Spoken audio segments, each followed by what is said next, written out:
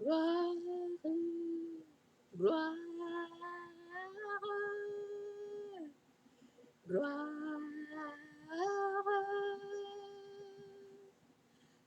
gloire à l'agneau,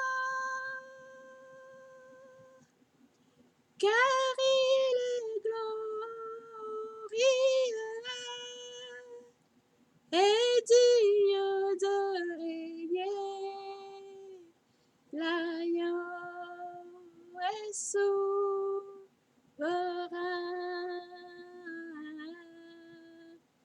Nous élevons nos voix pour l'adorer. L'agneau est souverain. Amen. Que Dieu vous bénisse. Gloire à Dieu. Gloire à Dieu, gloire à Dieu. Mon frère, ma soeur, que le Seigneur vous bénisse. Bonne année. Amen. Bonne année. Et que vraiment que la gloire de l'Éternel puisse être sur vous. Amen. Cette gloire de Dieu, que Dieu puisse manifester sa gloire dans votre vie, dans votre famille, dans tout ce que vous entreprenez. Amen. C'est vraiment un miracle pour chacun de nous d'être en 2023. Pour moi, c'est un miracle. Amen. Je ne sais pas pour vous, mais pour moi, je pense que c'est vraiment un miracle d'être en 2023. Gloire à Jésus. Et nous remercions le Seigneur. Amen. C'est vraiment par la grâce de Dieu que nous sommes là. C'est juste par son amour infini que nous sommes là. Mon frère, ma soeur, que le Seigneur vous bénisse. C'est Ambassadeur Lembe. Et je voulais partager avec vous dans le domaine prophétique encore. Cette fois-ci, je voudrais partager sur la différence, ou plutôt, je m'excuse, les différences qu'il y a entre le prophète de l'Ancien Testament et le prophète du Nouveau Testament. Il y a quelques différences et peut-être aussi vous-même dans la lecture de la parole de Dieu ou bien dans d'autres enseignements que vous aurez pu avoir, je ne sais pas, peut-être que vous allez aussi, vous aurez pu déceler quelques autres différences dans la pratique de la prophétie du Nouveau Testament et aussi au niveau de l'Ancien Testament. Alors, je voudrais lire dans Genèse, le chapitre 1, le verset 1 dit ceci: « Au commencement, Dieu créa le ciel et la terre. » Le verset 2 dit: « Or, la terre était chaotique et vide, les ténèbres couvraient l'abîme, et l'Esprit de Dieu planait au-dessus des eaux. » Le verset 3 dit: « Et Dieu dit, alors que la lumière soit, et la lumière fut. » Amen. Alors ça, c'est juste pour un peu commencer ce passage sur le domaine prophétique et les différences qu'il y a entre le prophète de l'Ancien Testament et le prophète du Nouveau Testament. Il y a quelques différences, certaines différences qui sont vraiment nuancées, mais d'autres différences qu'on n'arrive pas vraiment à déceler ou bien à départager, si je peux dire. Mais je pense que c'est quand même important de comprendre ces différences, de les déceler aussi, et aussi de savoir aussi si jamais vous devez enseigner sur la prophétie, si vous devez enseigner sur le ministère prophétique, quelles sont les choses que vous pourrez dire avec les autres personnes que vous encadrez ou bien qui sont dans votre ministère. Alors, nous devons savoir que tout ce que nous faisons, tout ce que nous avons, notre vie avec le Seigneur, notre marche avec le Seigneur, tout est à partir de la grâce de Dieu. Tout ce qui se passe dans nos vies, en tout cas, c'est la grâce de Dieu dans nos vies et aussi par la présence du Saint-Esprit qui habite en nous. Nous qui sommes venus après la venue de Jésus, nous avons le Saint-Esprit et c'est le Saint-Esprit qui nous anime pour que nous puissions marcher avec le Seigneur et avoir le succès dans notre vie chrétienne ou notre vie en tant que qui croient en Jésus-Christ, le Fils de Dieu ressuscité, la deuxième personne de la Trinité. Alors la Bible nous parle du Saint-Esprit dans l'Ancien Testament et dans le Nouveau Testament aussi. Mais vous devez savoir que quand vous rejetez le Saint-Esprit, parce qu'il y a des doctrines qui rejettent le Saint-Esprit, il y a des doctrines qui rejettent les manifestations du Saint-Esprit Mais quand vous rejetez le Saint-Esprit et les œuvres, les manifestations du Saint-Esprit, c'est-à-dire que vous rejetez Dieu lui-même. Parce que le Saint-Esprit, c'est la troisième personne de la Trinité. Nous avons Dieu le Père, qui est la première personne de la Trinité. Nous avons Dieu le Fils, Jésus, qui est la deuxième personne de la Trinité. Et nous avons le Saint-Esprit, qui est la troisième personne de la Trinité. Et tous représentent Dieu, que nous disons le Dieu d'Israël, Hachem, que nous disons Adonai, que nous disons El Shaddai, que nous disons Yahweh, que nous disons Jéhovah. Alors tous ces noms-là que nous attribuons à Dieu de par son caractère, de par ses attributs aussi. Alors l'Esprit de Dieu, c'est Dieu qui est en action en nous. C'est Dieu qui est en train d'agir au travers de nous, autour de nous, ok, dans les familles, dans les villes, dans les communautés, dans le ministère et dans l'église locale et dans l'église universelle. Quand on parle de l'église universelle, c'est-à-dire l'église au-delà de nos frontières. Amen. Alors, dans l'acte même de la création, le Père, le Fils et le Saint-Esprit, ils étaient tous impliqués. L'Esprit il se mouvait sur les eaux et apportait un ordre, une structure pour la création de l'univers. Amen. Pour la création de tout ce qui a été créé. Sans cet ordre, je pense qu'il y aurait quand même une différente façon que les choses allaient se présenter. Donc, il devait y avoir cet ordre qui était apporté par le Saint-Esprit en activité sur les eaux et qui a engendré ce processus de la création. Les gens sont, dans l'Ancien Testament, les gens ont été régénérés par leur contact au travers d'un autre homme que Dieu avait choisi, ok, pour que cet homme soit le précurseur de la parole de Dieu dans leur environnement. Alors, dans le Nouveau Testament, nous sommes régénérés de par accepter Jésus, commencer une marche avec le Seigneur, être remplis du Saint-Esprit, et c'est par ces événements dans nos vies que nous sommes régénérés en Christ. Nous adoptons un nouveau vocabulaire, nous adoptons une autre façon de vivre à cause de cette présence du Saint-Esprit dans nos vies. Dans l'Ancien Testament, et l'influence du Saint-Esprit dans nos vies. Dans l'Ancien Testament, par contre, le Saint-Esprit n'était pas dans la personne. C'est-à-dire, le Saint-Esprit n'habitait pas dans la personne, mais le Saint-Esprit, il venait quand Dieu voulait agir dans son peuple. C'est-à-dire qu'il envoyait le Saint-Esprit comme précurseur de ce qu'il voulait faire en ce moment-là. Ça, c'est dans l'Ancien Testament. Mais ce que nous voyons, selon ce que nous avons, quand nous lisons la parole de Dieu, nous voyons que dans l'Ancien Testament, David, en tant que roi, il avait besoin du Saint-Esprit pour exercer son ministère. Et dans le Nouveau Testament, nous voyons aussi que nous avons besoin du Saint-Esprit pour exercer le ministère, comme l'apôtre Paul avait besoin du Saint-Esprit dans le Nouveau Testament.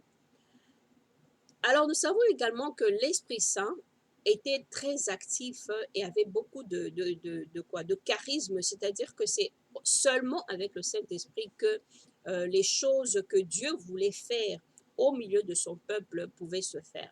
C'est-à-dire que le Saint-Esprit dans l'Ancien Testament était attribué, était donné à certaines personnes pour qu'ils puissent être équipés et pouvoir faire des tâches spécifiques selon le plan de Dieu, selon le désir de Dieu. Par exemple, nous voyons que dans l'Ancien Testament, le roi d'Israël était oint d'huile, ce qui symbolisait qu'il était oint par le Saint-Esprit. Il était habilité à exercer les fonctions ou sa vocation en tant que roi. De la même façon aussi, nous voyons que les prêtres étaient aussi remplis du Saint-Esprit pour exercer leurs fonctions. Nous voyons aussi que les prophètes étaient remplis du Saint-Esprit pour exercer leurs fonctions. Maintenant, quand il s'agit des autres personnes dans l'assemblée, c'est-à-dire dans la communauté des enfants d'Israël ou les autres personnes en dehors des enfants d'Israël, parce que c'était une nation que Dieu était en train de construire, était en train de bâtir pour être un modèle à suivre des autres nations. Nous voyons que dans les autres personnes, le Saint-Esprit n'était pas là. Eux, ils devaient par contre attendre des instructions de la personne du roi, du prêtre ou du prophète pour qu'ils comprennent ce que Dieu voulait d'eux. Vous voyez. Or, nous, dans le Nouveau Testament, après Jésus, nous avons le Saint-Esprit en nous. Et le Saint-Esprit n'a pas de limite. C'est-à-dire que c'est Jésus en train d'agir en nous au travers du Saint-Esprit, mais il n'y a pas de frontières. Il n'y a plus de frontières. OK? Toute personne peut être remplie du Saint-Esprit quand il a donné sa vie à Christ et accepté Jésus dans sa vie comme Seigneur, comme Sauveur. Donc, le Saint-Esprit est en nous 24 heures sur 24, 7 jours sur 7. Yes! Gloire à Dieu, gloire à... C'est une joie, amen. C'est une grâce, amen. C'est une bénédiction et c'est un miracle. Alors, mais pourquoi alors, quand on parle des différences qu'il y a entre l'Ancien Testament et le Nouveau Testament, et que d'une certaine façon, on ne peut pas vraiment agir selon le modèle de l'Ancien Testament? Okay, parce qu'il y a quand même un certain changement. Okay? Et aussi, selon comment la prophétie était livrée, était exercée dans l'Ancien Testament est différente de la façon dont c'est exercé dans le Nouveau Testament et avec nous maintenant, les contemporains de la venue de Christ. Alors, dans le Nouveau Testament, nous recevons le Saint-Esprit. Et nous avons le don de la prophétie qui réside déjà en nous, de par, selon comme vous lisez dans 1 Corinthiens, le chapitre 12, où la Bible nous parle des dons de l'Esprit. Ce sont des dons que l'Esprit Saint donne aux enfants de Dieu pour pouvoir marcher avec le Seigneur. Okay? Donc, nous recevons cela à partir du Saint-Esprit. Donc, il nous donne la capacité de prophétiser. Et quand le Saint-Esprit désire parler, il est capable donc, il utilise qui il veut, au moment où il veut, pour parler de la part du Seigneur, pour amener un message à une personne quelconque. Dans l'Ancien Testament, l'onction du Saint-Esprit venait sur seulement, comme j'ai dit, le roi, le prêtre et le prophète, seulement eux. Dans le Nouveau Testament, l'onction est en nous qui avons reçu Christ selon Jean 1, le verset 12. Okay? Parce que nous avons, à ceux qui ont accepté Christ, il leur a donné de devenir enfants de Dieu. Il leur a donné le pouvoir de devenir enfants de Dieu. Alors, il y a une différence. Parce que si dans l'Ancien Testament, il n'y a que le prêtre, le roi et le prophète qui ont le Saint-Esprit, ont la capacité de recevoir le Saint-Esprit pour exercer la fonction qu'ils doivent exercer en ce moment-là. Dans le Nouveau Testament, le Saint-Esprit habite dans tout enfant de Dieu qui a accepté Jésus et qui marche avec le Seigneur. Donc, il y a déjà une différence de ce côté-là. Dans l'Ancien Testament, dans le livre de Ézéchiel, le chapitre 11, le verset 5, la Bible dit que l'Esprit du Seigneur est tombé sur moi, est venu sur moi. Amen. Alors, dans le Nouveau Testament, la Bible, dans le chapitre 2 du livre de Actes, le verset 4, ils disent « Ils furent tous remplis du Saint-Esprit, tous, tous. » Donc, ce n'est pas seulement le prophète, ok, mais tous. Tous les individus qui étaient présents furent remplis du Saint-Esprit. Dans l'Ancien Testament, dans Ésaïe, le chapitre 61, le verset 1, la Bible dit « L'Esprit du Seigneur est sur moi. » Okay? Et dans 1 Jean 2, le verset 27, la Bible dit « L'onction du Saint-Esprit reste en vous. » Amen. Réside en vous. Il y a une différence. Amen. Donc, les différences entre les prophètes du Nouveau Testament et les prophètes de l'Ancien Testament sont quand même assez prononcées. Il y a par exemple, dans l'Ancien Testament, nous voyons que le prophète, comme c'était un moment où Dieu voulait bâtir son peuple, il voulait équiper son peuple. Donc, il y avait beaucoup de corrections, il y avait beaucoup d'avertissements, il y avait beaucoup d'appels à la repentance plusieurs fois. Et ça, c'était pour un peu former le peuple d'Israël pour devenir le peuple, un peuple qui avait la crainte de Dieu, qui comprenait les choses de Dieu, qui pouvait comprendre les choses de Dieu, exercer selon le désir de Dieu et faire la volonté de Dieu. Dans le prophète de l'Ancien Testament, il avait cette charge-là de venir pour corriger, pour avertir, pour rappeler les personnes à la repentance. Plusieurs fois, c'était dans ce sens-là. Dans le Nouveau Testament, le prophète du Nouveau Testament exerce le ministère dans le contexte de l'évangile de la grâce de Dieu.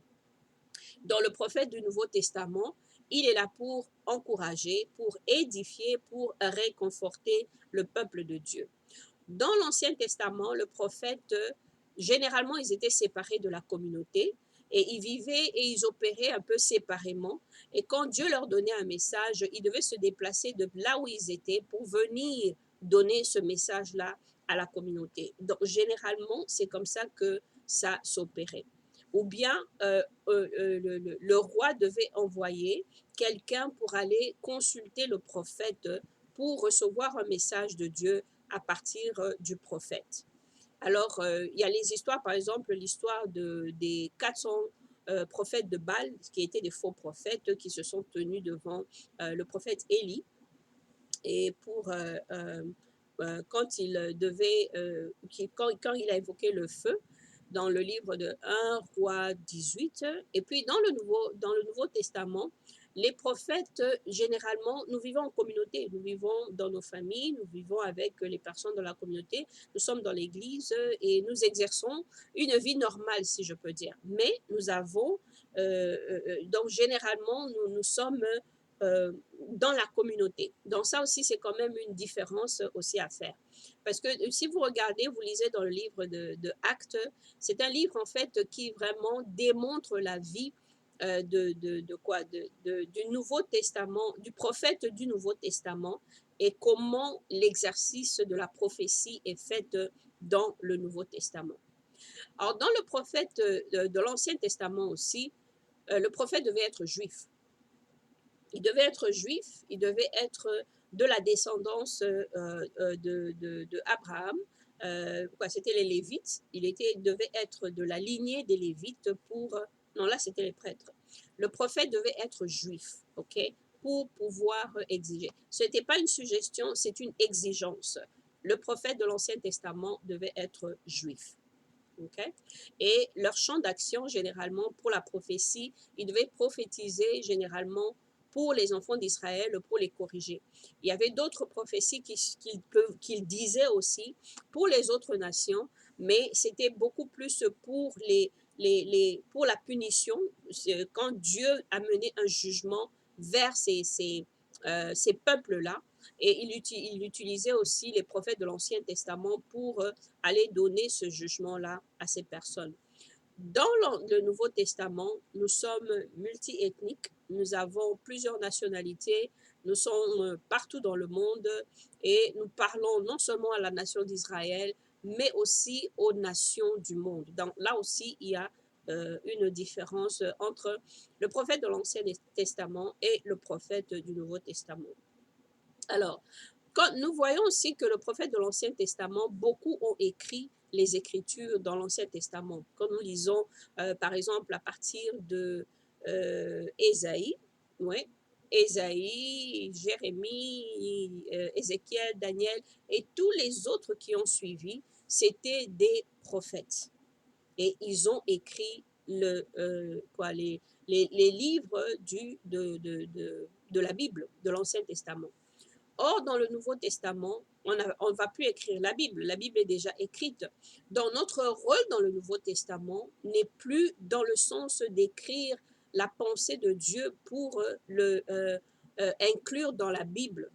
La Bible est déjà écrite, elle est déjà là pour nous.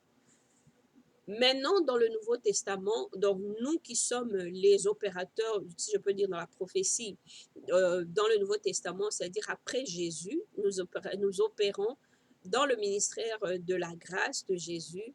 Nous n'avons pas à écrire les Écritures Nous venons pour encourager le peuple de Dieu. Ça, c'est notre fonction principale. Alors, nous remarquons aussi que dans l'Ancien Testament, le prophète avait un ministère qui était presque infaillible, avec une perfection, si je peux dire, à 100%, parce que sinon, il était mis à mort. Ok, quand nous regardons, il y a eu Jérémie qui a été persécuté plusieurs fois parce qu'il avait donné des paroles que les gens n'aimaient pas, on le persécutait, on l'a jeté dans un puits, il a été mis en prison.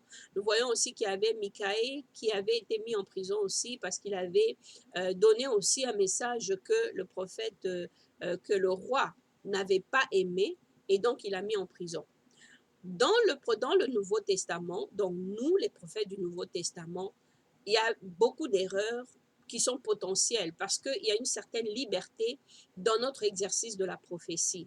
Et donc, nous voyons aussi que c'est ça aussi qui amène vraiment beaucoup de problèmes dans le domaine prophétique parce que il y a la liberté, il y a une liberté dans l'exercice de la prophétie et donc il y a beaucoup d'erreurs, il y a beaucoup des erreurs. Alors, en tant que personne prophétique dans le Nouveau Testament, nous nous appuyons les uns sur les autres pour témoigner et pour juger la parole. C'est-à-dire que quand il y a une prophétie qui sort, nous devons être les témoins, c'est-à-dire pour juger de cette parole, pour réduire le pourcentage d'erreurs de ces paroles qui peuvent sortir, qui peuvent être dites par des sentiments ou biaisées ou d'une autre façon. C'est pourquoi la parole de Dieu nous dit que toute parole doit être jugée. Nous devons peser toutes les paroles prophétiques. Et donc, pour éviter aussi les abus, parce que nous avons aussi la permission d'arrêter une parole qui n'est pas selon la parole de Dieu, parce que toute parole prophétique qui vient de Dieu doit doit démontrer le caractère de Dieu, doit démontrer les attributs de Dieu au travers de cette parole pour que nous puissions l'accepter. Alors, nous voyons aussi dans l'Ancien Testament, ok, là c'est un peu pour désigner le point de démarcation. Voilà. Jean-Baptiste était le dernier des prophètes de l'Ancien Testament et Jésus était le premier des prophètes du Nouveau Testament. Jean-Baptiste devait venir s'incliner devant Jésus. Okay, il devait se mettre à genoux devant Jésus pour représenter le modèle que l'Ancien Testament maintenant s'arrête ici et que voilà, le Nouveau Testament commence avec Jésus. La Bible nous dit que le témoignage de Jésus, c'est l'esprit de la prophétie. Amen. Alors, nous devons savoir que il y a quand même un changement. Il y a comme on dit quoi, passer le bâton, voilà, passer le bâton. Dans le Nouveau Testament, les prophètes et ceux qui opèrent à partir de dons prophétiques, ils doivent être, la Bible dit que quand Jésus parlait aux disciples, il dit, vous les reconnaîtrez par leurs fruits. Donc même les prophètes aussi, on doit les reconnaître par leurs fruits. On doit reconnaître quand même en eux la grâce de Dieu. Nous devons reconnaître en eux l'humilité. Nous devons reconnaître en eux qu'il y a quand même l'Esprit de Dieu les a régénérés, qu'ils ont une tendance chrétienne. Alléluia. Praise God. Gloire à Dieu. Alors Dieu est rédempteur et tout ce qu'il fait, c'est pour nous racheter. C'est-à-dire que la prophétie doit nous conduire vers Dieu.